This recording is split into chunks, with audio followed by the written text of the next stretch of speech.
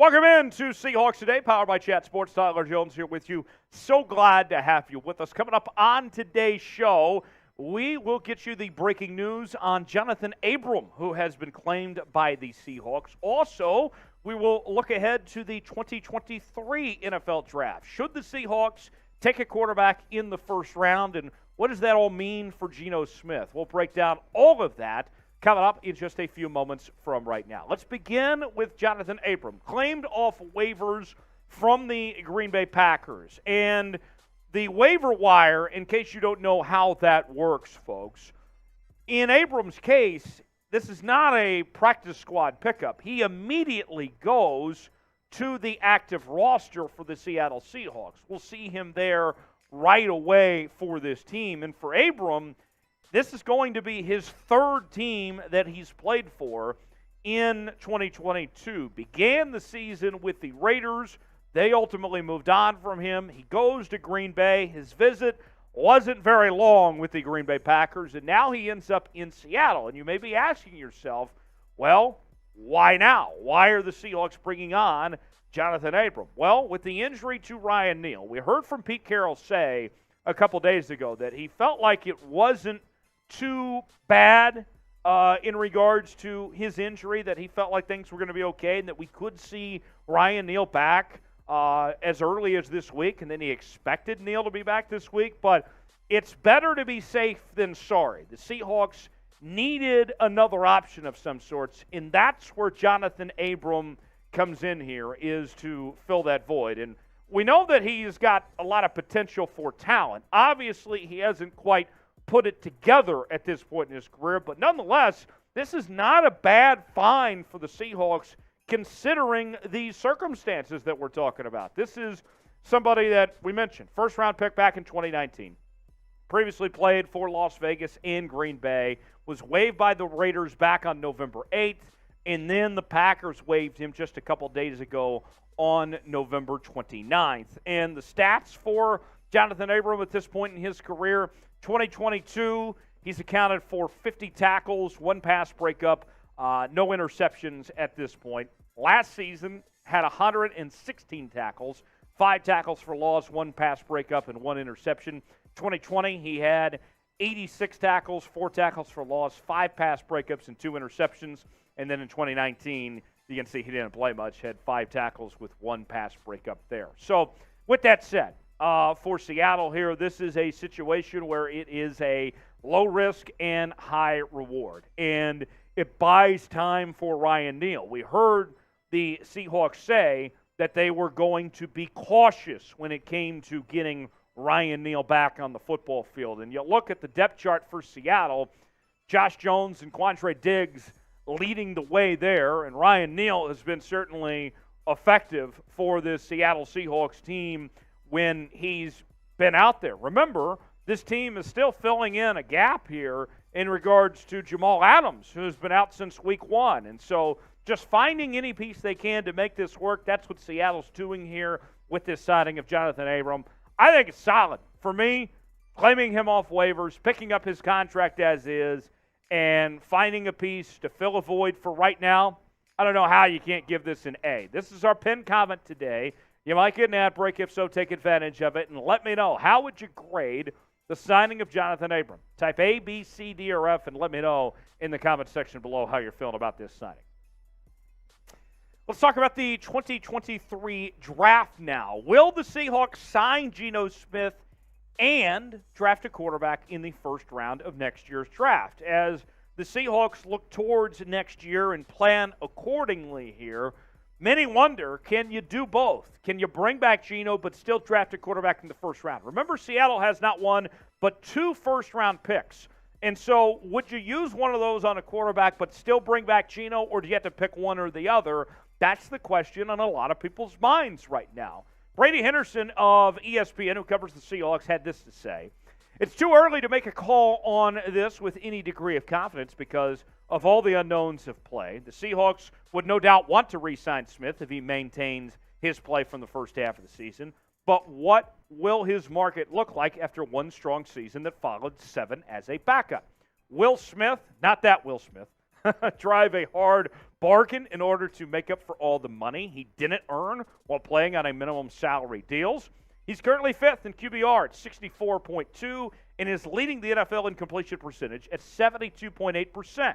Keep in mind that Seahawks GM John Schneider came up with the Packers under Ron Wolf, who drafted quarterbacks regularly, even though Green Bay had Brett Favre entrenched as the starter. So it's plausible Seattle could keep Smith either on a multi-year deal or a franchise tag and also draft a quarterback early. Seahawks have the Broncos' first rounder, which is currently projected to be number 2 overall per ESPN's Football Power Index. And so, here's the deal. I've said this before, and I will say this again. If I'm Pete Carroll, and if I'm John Schneider, it all comes down to this. Is there a quarterback you fall in love with in this draft?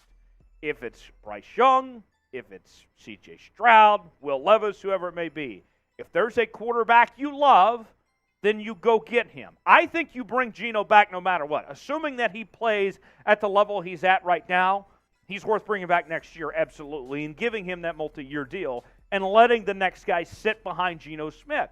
I think those two things can coexist. We've seen that work out in the past. Case in point, look at the Kansas City Chiefs with Alex Smith and then transitioning things over to Patrick Mahomes.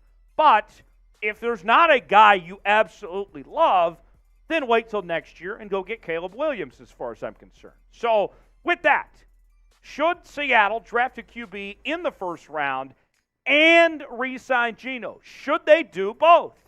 If you think they should, type Y for yes. If not, type in for no. Let me know what you're feeling in the comment section below. Y for yes, in for no. If Seattle should draft a QB in the first round and sign Geno Smith to a multi-year contract. Now, here's another factor that's very interesting in all of this, is that we have been told, according to reports, that the Seahawks want both Geno Smith and Drew Lock back next year. The Seahawks currently right now just carry 2 quarterbacks on the active roster. Sean Mannion is your practice squad quarterback.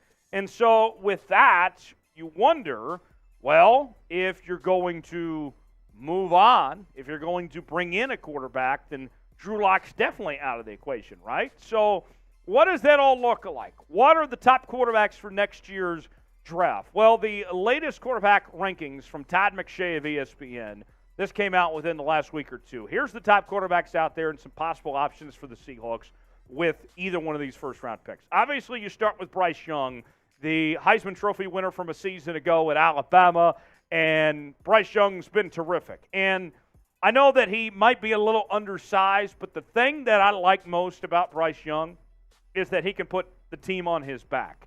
Where would this Alabama team be this year without Bryce Young? That's the million-dollar question I think we all wonder, because he has carried this team a lot. And despite maybe being undersized, you know that he's a heck of a leader and that he's a gamer. To me, that seems like a good fit for the Seattle team potentially if Bryce Young's your guy. We'll get to the other names here in just a second. Before we do, today's show is presented by BetUS, the exclusive sportsbook partner of Chat Sports. If you go to chatsports.com/bet, use the promo code Seahawks125. You'll get a 125% deposit bonus. Put $100 down. You get $125 to spend for free. That's at chatsports.com/bet. You can bet on this weekend's NFL action.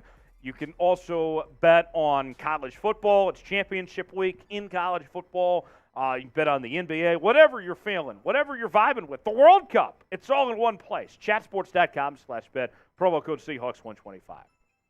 The next name is C.J. Stroud out of the Ohio State. And C.J. Stroud put up gaudy numbers this year and throughout his career at Ohio State. But my concern with C.J. Stroud is not a concern I would have with Bryce Young, and that's the fact that we have seen Bryce Young be a gamer and lead his team to victory. C.J. Stroud, in some of the biggest moments of his career, kind of fell apart, was not that guy, if you want to call him that. Look, all the things add up when it comes to size and athleticism and all that, but is the moment too big for C.J. Stroud? Potentially it is. That's my concern when it comes to Stroud, but you can't argue with the raw intangibles that he brings to the table potentially. If you had to pick between these two, C.J. Stroud and Bryce Young, who are you going with? If it's C.J. Stroud, type C.J. If it's Bryce Young, type B.Y. Let me know in the comment section which one you're feeling. C.J. Stroud or Bryce Young, type C.J. for Stroud, type B.Y. for Bryce Young. Now, personally, I think when you get past Young and Stroud, there's a significant drop-off. The number 3 quarterback on McShay's quarterback list is Will Levis out of Kentucky. And Will Levis, certainly talented, but it has been a roller coaster of peaks and valleys for Will Levis. The natural talent is there, but the consistency hasn't been there for Will Levis. But also you have to factor in that he wasn't at necessarily a powerhouse program in Kentucky and didn't have the weapons that guys like Stroud or Bryce Young did. Number 4 on the list is Hendon Hooker. Hooker was leading the Heisman race. Tennessee looked like that they had a chance to go to the playoff. This has been the best year they've had in a very long time there with that Volunteers program. Josh Heupel, as head coach, has done a terrific job developing him. But there's 2 things with Hendon Hooker. One, he's an older quarterback, so you're not getting a young guy like you are Bryce Young or Stroud or Levis. And 2, he tore his ACL a week or 2 ago in that loss to South Carolina. So we mentioned that whatever quarterback you draft, if you bring back Geno, is probably going to have a redshirt year of some sorts. Hendon Hooker would definitely have a redshirt year. I don't want to use a first-round pick on a guy coming off a torn ACL. Nothing against Hooker. He's a really terrific talent, but that's not something I'm willing to give up for a guy that's coming off an ACL injury. And then there's Tanner McKee at Stanford. Stanford was a disaster this year. They were not a good football team. The one highlight of that team was Tanner McKee. And so he's somebody to keep in mind. David Shaw ran a pro-style offense there at Stanford, so he could come in right away and probably pick up that playbook quicker than some of the other guys coming from the air raid schemes. But McKee was somebody to keep in mind. So for me, I'd consider Young, Stroud, and Levis here, potentially with one of those first-round picks. But beyond that, I'm kind of out. I'm saying, hey, we could pick a guy potentially later on, but Geno's our man for now until next year or until we find a quarterback otherwise. So that's the situation I'm in. Let me know on social media how you feel in regards to the future at the quarterback position for Seattle. Are you all in with Geno long term?